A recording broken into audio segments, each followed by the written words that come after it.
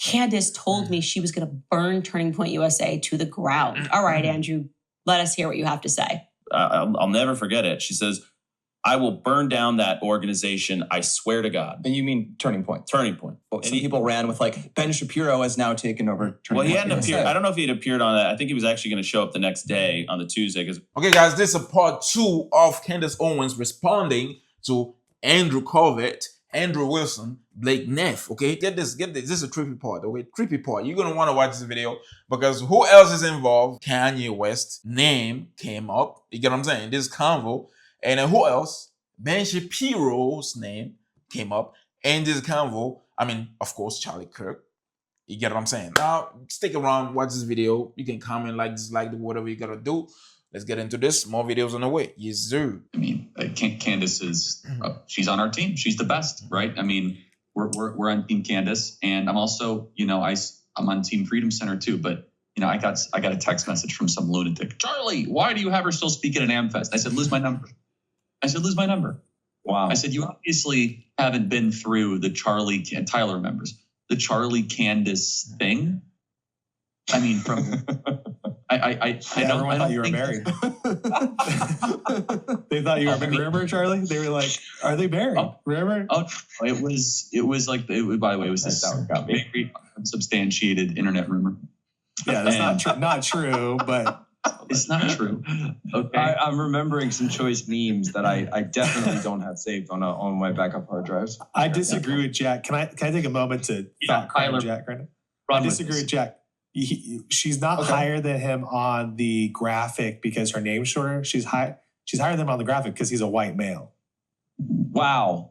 Racism at Turning Point confirmed. You know what? Maybe Tyler is alt-right. Blake did that. Blake was the one. Tyler is alt-right after all. So they want you to think that Charlie just is lying there. He's reminiscing and he's lying, and that actually, we're Team Candace, lose my number, he says to someone who wasn't his friend. I mean, it's just such an absurdity that they have to do this. And I have presented evidence every year from 2018. They keep sticking to the 2018 timeline because after Charlie passed, I showed people text messages of Charlie predicting his own death in 2018, because that is relevant, that in 2018, Charlie foresaw that he was going to die young and that I was going to carry on the torch, saying, be my David. I don't think I'm going to live this thing through. When I signed on a dotted line with Turning Point USA, from the moment that I signed on a line with Turning Point USA, he started having visions of his own death. That is the reason that they started this ridiculous narrative that I didn't speak to Charlie since 2018. It's such a nonsense and it's so easily debunked. Honestly, personally, I do not think she needs to be out here trying to prove to people that she was still friends with Charlie. I don't think that. Once you already, maybe one time, okay? All the rest of the times is just like, it's not needed. Let them talk. Because even after all this, they're still going to talk regardless of what you're doing. You get what I'm saying? So it doesn't really, that is not even something that needs to be debated, okay? It's not, you don't have to be doing that.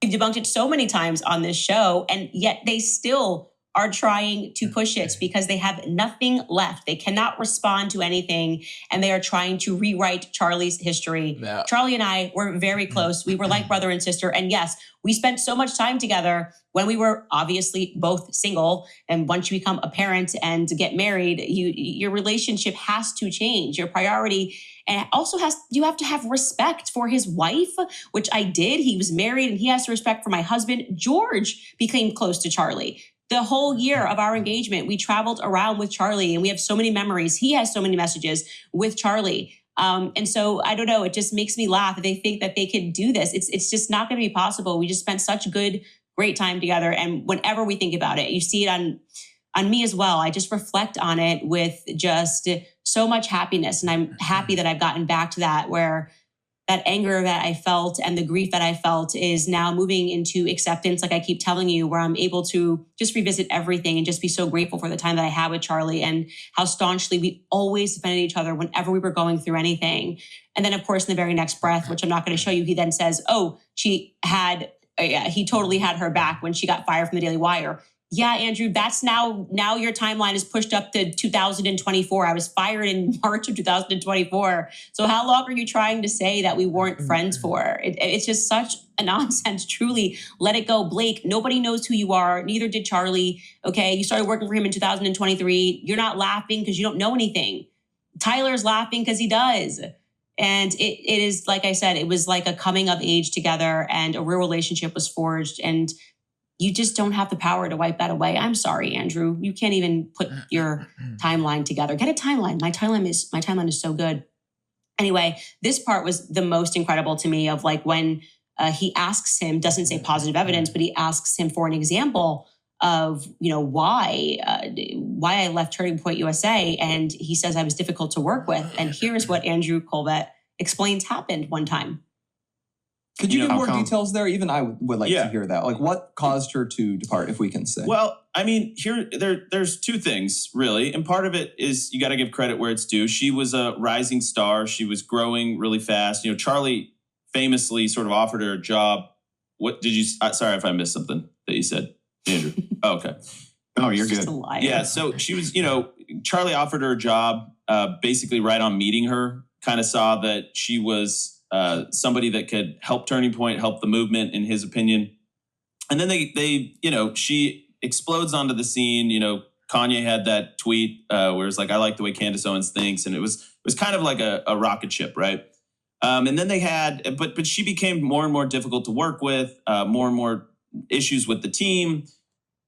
More and more difficult to work with. To me, I would translate that as not agreeing, okay, with the things that you want her to agree with, like your stuff. You know what I'm saying? She did not want to go in that direction. She has a vision. And then what you're saying is just going against what she really stands for, what is right, in a way. And then she had that moment when you say difficult to work with, what do you mean? Okay, let's hear it. I think, she was very aware of her rising star power. And so she started exerting more demands on timing, on where she could be deployed, what schools. So she was becoming like a prima donna? You could use that word. That's what I've heard. I've definitely heard complaints from people who have worked with her. Yeah, and that continued on after when we started working with her later on. Just, I think she canceled an event with us, and our event team still tells this story, like the day before, and we had to scramble to get it replaced because she ended up in like France with Kanye or something the next day. I just want to address that because, again, he's such a slime ball. That is the only time that I canceled an event with Turning Point USA. So he's telling the truth. By the way, that's 2022, late 2022. I thought me and Charlie were not supposed to be friends.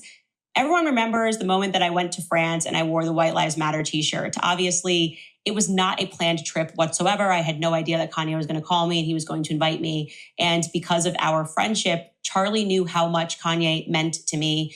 And this moment, the fact that we had built Turning Point USA, this machine, I had just also released a documentary on Black Lives Matter. I had stumped so many college campuses for Turning Point USA, raising money with this vision of waking Black people up to the Democratic Party and some of the lies, this constantly being sold as a victim. So Charlie was there for that entire journey. Like Charlie and me, Kanye, obviously, like he says, is the reason that Turning Point USA was put on the map. I love the way Candace Owens thinks. And then it was an absolute rocket ship for both of us, for me and for Charlie. And so when I called Charlie and I was like, I just got invited, and he knew how much Kanye meant to me and my life and my growth and giving me the strength. His music, I would constantly run to it. Charlie was running to it every single day. And he knew that I had a moment to make all of this come together and go to France. I called him and I said, Charlie, like it was the only thing on my calendar. I had Turning Point USA event. And I was like, I will literally give anything to be able to go on this event. Like he was like, of course you have to go. It was actually a demonstration of our unique friendship. Of course you have to go. Please just get me a substitute for who can speak for you. I then called Michael Knowles and asked him if he would sub for me. And I was unbelievably apologetic. So Charlie himself wasn't mad that she was not going to do the events. She was going to go to France to meet Kanye. Charlie wasn't mad about it. And she found somebody to replace it. Now, this guy, Andrew Kolvet, is saying, oh yeah, she canceled. And now they have to struggle to find somebody to replace it. She's telling these people they just... To the team, I had never, ever, ever in our entire working relationship had I ever canceled an event. And Andrew brings this up as if this proves that I was a diva. No, it proved that Charlie really knew how much something meant to me, and we made it work, and it was atypical, and it was one time, and it was in late 2022. So I just wanted to answer for that because I couldn't believe he tried to repackage that as if like I was some diva and was like, peace to the team. I'm just going to France to go shop, and not that I had asked Charlie for permission to do that. And so that's exactly the part that he's not going to put out.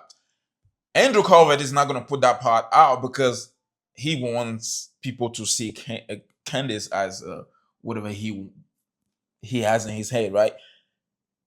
He wants people to see her as a villain. But he cannot tell the whole story. If Charlie never came out and said these things about Candace, why do these people that don't really mean much for TPUSA coming out and saying all these things? Charlie never said nothing. I've never heard Charlie say anything bad about Candace. Okay? If you have, put in the comments. I haven't. He is the head of TPUSA. No, he's never said anything. So why would I sit here and listening to Andrew Kolvet, Blake Neff, Eric Kirk? Why would I sit here and listen to them talking about Candace? That mean nothing when it comes to TPUSA. They don't mean anything. Charlie is the one that meant everything to TPUSA. So if somebody is going to have to say something, because also he's known Candace forever. He's known her very well. So if somebody's really going to say anything, it's him. And he's never said anything for what I've known. Okay? So if you seen Charlie saying anything about Candace, put in the comment. He was just so gracious and amazing and supportive as he always was. And so if the event team is still talking about that, I tell him to get over it. I mean, it's just so ridiculous. This is still the worst thing I've ever lived through. Like, calm down. Exactly. Anyway, I do also want to show you this clip, which they're trying to push, which is Candace told me she was going to burn Turning Point USA to the ground. All right, Andrew, let us hear what you have to say. But I remember one conversation, it was probably like 5 or 6 days after. And I remember I had flown to DC. We had JD Vance hosted Charlie's show on that Monday after. So Charlie was killed on a Wednesday, and then JD hosted the show on the Monday. So I remember I flew back, landed in the airport, and I believe I was talking to Candace, and she said something that I've not publicly communicated yet, but basically it was that if the wrong people take over the organization, and she said this, I'll never forget it. She says, I will burn down that organization. I swear to God. And you mean Turning Point? Turning Point. Seriously, bro? What you mean, bro? Is it bro or boy? Well, I don't know. Whatever. What are you talking about? Okay, I want to hear what Candace is going to say. Let's hear what she's going to say, okay? Stay tuned for this. If the wrong people, and I just assumed because she was very obviously anti-Jewish. There were rumors at this time. You just assumed. This is 5 days, 6 days after, whatever it was. She said, I'm going to burn down that organization, I swear to God. And I just thought she meant if the Jews take over or something Ben Shapiro. Like this. Let's just say the name. People Shapiro, were throwing out because Ben Shapiro had appeared on the show. Ben Shapiro. You want to bring Ben Shapiro? You know what? Let's just watch it. Some people ran with like, Ben Shapiro has now taken over. Well, he hadn't appeared. I don't know if he had appeared on that. I think he was actually going to show up the next day on the Tuesday. Yeah, Blake, you have no idea what you're talking about. Actually, if you go back and watch my show, I said early on, and now I have a different opinion. I said, I think people that all think that Ben Shapiro, because he said pick up the bloody mic, wants to take over Turning Point USA, I said, I think that that's just wrong. I'm on record saying that. So you can't just make stuff up, Blake, and pretend that I was taking the bait about Ben Shapiro. What I was actually taking the bait on was the conversations that I was having with Andrew Kolvet on the phone. I was speaking to Andrew Kolvet on the phone every single day, and it was Andrew Kolvet who was telling me, and we were speaking about a potential foreign angle in Charlie's assassination, okay? I can show you text messages to that effect. I can actually show you this call log if you can pull it up. He's talking about literally on August 14th, after he and I had been speaking. It was just, you have the exact date, Andrew, in case you want to make a timeline. September 14th, 2025 was when you and I spoke for 17 minutes. On the 13th, on the 12th, you were the one that was telling me about the Bill Ackman summit. You were the one that was telling me about Bibi Netanyahu's letter, and telling me that Mikey McCoy had this letter on Charlie's laptop. And you told me basically that Charlie in this letter said that he was kind of pulling away from the Israel cause. We talked about that extensively. You were the one that told me about the text messages. Notice I'm saying plural, text messages to Dan Flood and to yourself the night before, that Charlie thought that he was going to be killed. And you never, ever, ever once said, and when I spoke to other people who confirmed this, that it was the left. In fact, I specifically asked you, who is they? And you said, I don't know. Who is that? You were the one who told me about that chat, that Charlie's saying I'm abandoning the pro-Israel cause. So don't make it seem like it's weird that I was thinking about Israel in those days. And then Bibi Netanyahu goes on and says, I didn't kill him, as you are feeding me this information that I would not have had otherwise about how Charlie declined to have Bibi Netanyahu on his show. And he was growing increasingly more agitated with Israeli involvement and willing to walk away from this. And I can even show a text message that I sent to you. And then we talked on the phone because you're a PR agent. So whenever I would text, you would call. Smart way to do this. But where I even said to you, after Bibi went on and held up the letter, I messaged you because you were the one that told me about the letter and said this. This was our conversation. I can't sleep, just destroyed, September 11th. This is all September 11th, but you were on a plane, so it was coming in weird. You wrote same, in and out of sleep, and I'm up again. I said, who did this? This was a government hit. We need answers. And then you can see on September 11th, you and I had a conversation, and I said, Bibi's lying about the contents of a letter that Charlie wrote him. He's making it seem like it was just him writing a love letter about how much he loves Israel. I know that's not true, and it's making me sick.